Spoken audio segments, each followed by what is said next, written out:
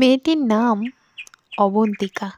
সে তার মাকে নিয়ে গ্রামে ছোট্ট একটা ভাড়া বাড়িতে থাকে। অবন্তিকা নাট্যশালার প্রধান চরিত্রে অভিনয় করে। আপনারা যারা cinema, serial, web series, theatre এসব দেখেন বা নাটকের সাথে যুক্ত, তারা নিশ্চয়ই জানেন এসব ক্ষেত্রে প্রধান চরিত্রের গুরুত্বটা ঠিক কতটা। নাট্যশালায় অবন্তিকার চাইতে সুন্দরী রমণী যে ছিল না তেমনটা নয়, তবে অবন্তিকা সেই অদম্য অভিব্যক্তি মানুষের মনকে আন্দোলিত করে তুলত। তার অভিনয়ে সবাই যেন কোথায় হারিয়ে যায়।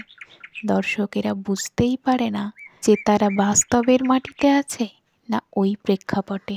অভিনয়ের চরিত্রগুলোতেও যে এমন দাপট থাকতে পারে তা অবন্তিকার অভিনয়েই স্পষ্ট ফুটে ওঠে।